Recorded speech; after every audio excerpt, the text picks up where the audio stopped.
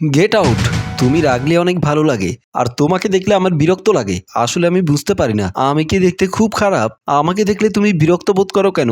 কারণটা তোমাকে হাজারবারও বলেছি। আর তুমি ভালো করে জানো আমি বিবাহিত। একটা পুরুষ চাইলে ৩-৪টা বিয়ে করতে পারে। আমি তেমন পুরুষ না। আমি তো জানি তুমি তেমন পুরুষ না। সেজন্যই তো তোমাকে আমার আরো বেশি ভালো লাগে। দেখো রাফি, আমার এই ধরনের বেহায়াপনা একদম পছন্দ না। তোমার বাবা আমার বাবার বন্ধু বলে আমি এখনো তোমাকে অপমান করছি না। অপমান না হতে চাইলে এক্ষুনি আমার অফিস থেকে বের হয়ে যাও। তোমাকে যেমন ভালো লাগে ঠিক তেমনি তোমার কাছে অপমানিত হতে আমার ভালো লাগে। করো, অপমান করো। তুমি কেন বুঝতে চাইছো না? আমি আমার স্ত্রীকে আমার জীবনের চেয়েও বেশি ভালোবাসি। আমার এই বুকে আমি আর কারো স্থান দিতে পারি না। আমাকে তোমার স্ত্রীর পাশে একটু স্থান দাও। বুকের ডান কিংবা বাম পাশে, যে কোনো পাশে আমাকে রাখতে পারো। তোমার স্থান আমার বুকে না, তোমার স্থান হওয়া উচিত পাবনা পাগলা গারদে। বলেই আরিফ রাগান্বিত হয়ে নিজের অফিস কক্ষ থেকে বের হয়ে গেল।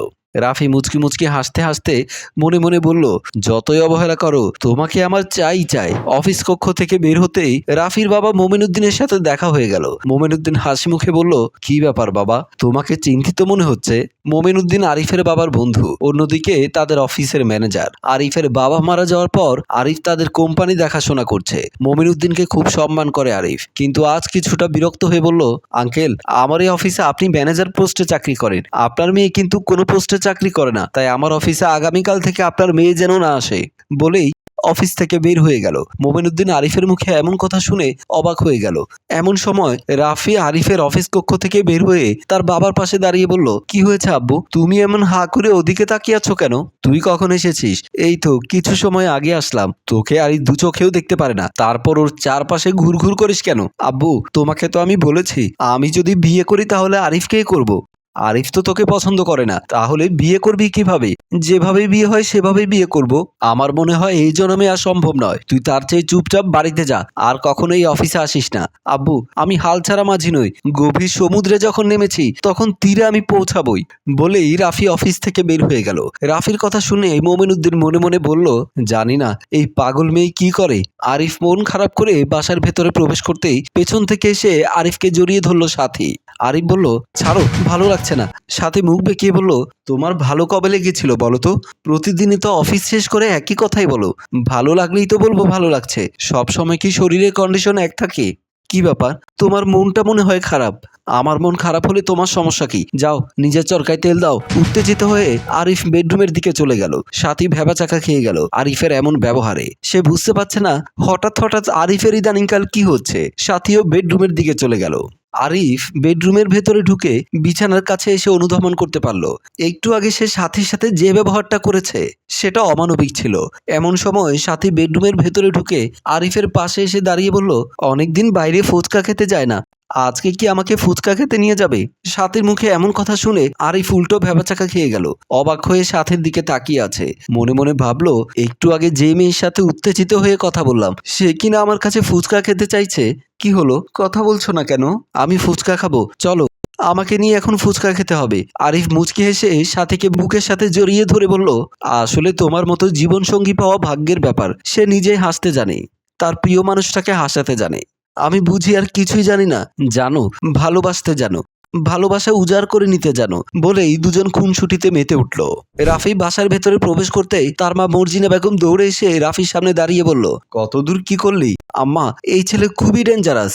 ওকে চরিত্রহীন বানানো খুবই কঠিন, কারণ ও পুরুষ কিনা সেটাই তো আমি মাঝে মাঝে চিন্তা করি। কি সব উল্টোপাল্টা কথা বলছিস? ওর ঘরে সুন্দরী বউ আছে, ও পুরুষ না হলে বিয়ে করেছে কিভাবে? আম্মা, তুমি বুঝতে পারছো না, আমি যেভাবে হেলে দুলে ওর উপর পড়ছি, যে কোনো পুরুষ আমাকে দেখে, আমার সৌন্দর্য দেখে এতদিনে পাগল হয়ে যেত, কিন্তু ওকে তো আমি পাগল করতে পারছি না।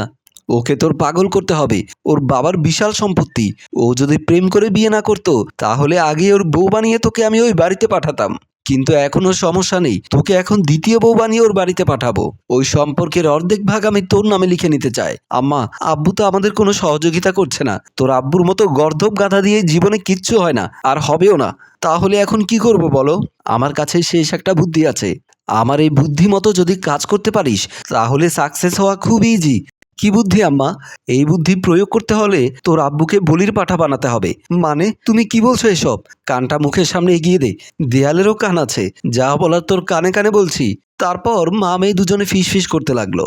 পরের দিন সকালবেলা আরিফ অফিসের উদ্দেশ্যে বের হলেও ড্রয়িং রুমে বসে আছে। সাথী ড্রয়িং রুমে ঢুকেই আরিফের পাশে এসে দাঁড়িয়ে বলল, কি ব্যাপার, তুমি না অফিসে যাওয়ার জন্য বের হলে, ড্রয়িং রুমে বসে আছো কেন? আসলে আজকে আমাদের গাজীপুরের ফ্যাক্টরিতে ভিজিটে যাওয়ার কথা, কিন্তু ম্যানেজার সাহেব আমার ফোন রিসিভ করছে না। ব্যাপারটা বুঝতে পারলাম না, কোনো সমস্যা হয়েছে হয়তো। ওনাকে নিয়েই গাজীপুর যাওয়ার কথা, কাগজপত্রগুলো সব ওনার কাছে। এখন আমি কি করব? আচ্ছা, আবারও কল দাও। আরিফ আবারও কল দিল।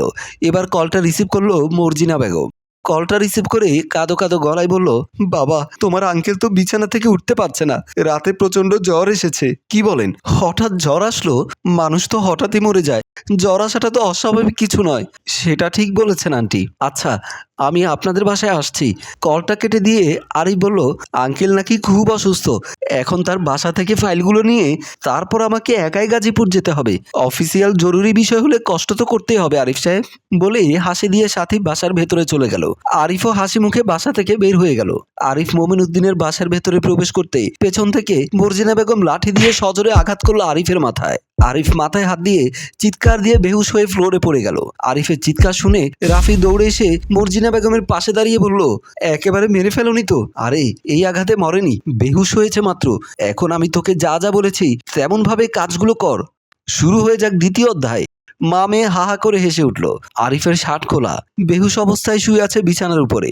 রাফি আরিফের বুক থেকে মাথাটা সরিয়ে তার মাকে ডাক দিয়ে বলল, আম্মা, ভিডিওগুলো ভালো করে করেছো তো? একেবারে 4K ভিডিও। এই দেখ দেখ, তোর আরিফের একান্ত মুহূর্তের ভিডিও। মোবাইলে ভিডিওগুলো দেখে রাফি অবাক হয়ে তার মাকে বলল, আম্মা, তুমি তোমার বান্ধবীর মতো কাজ করেছো। আমার বান্ধবী যেমন প্রফেশনাল একজন ক্যামেরাম্যান, তুমিও তো দারুণ ক্যামেরাম্যান। এবার জমবে খেলা।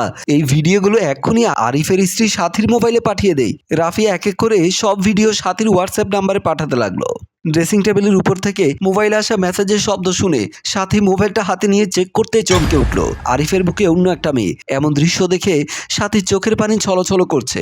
এমন সময় সাথীর মোবাইলে কল আসলো। কলটা রিসিভ করতেই অপর প্রান্ত থেকে রাফি বলল, আর কত সহ্য করবে? আমাকে বিয়ের আশ্বাস দিয়ে প্রতিদিন আপনার স্বামী আমার দেহটা ভোগ করে, কিন্তু বিয়ে করবে না। আমি আপনার স্বামীর বিচারের ভার আপনার হাতেই তুলে দিলাম। আপনি মেয়ে হয়ে আমার মতো একজন অসহায় মেয়ের সুবিচার অবশ্যই করবেন। সাথী বলল, আরিফ এখন কোথায় আছে? আমার বাসায় আছে। আপনার বাসার ঠিকানা দিন, আমি সরাসরি এসে আরিফের বিচার করতে চাই। ঠিক আছে, আসুন, আমি আপনাকে ঠিকানা দিচ্ছি, বলেই কলটা কেটে দিয়ে রাফি তার বাসার ঠিকানা লিখে দিল। সাথী ঠিকানাটা পড়ে সে চিনতে পারলো। সাথী ভাবনায় পড়ে গেল, এটা তো ম্যানেজারের বাসার ঠিকানা। তাহলে এই মেয়েটা কি রাফি, আমাদের ম্যানেজার মেয়ে?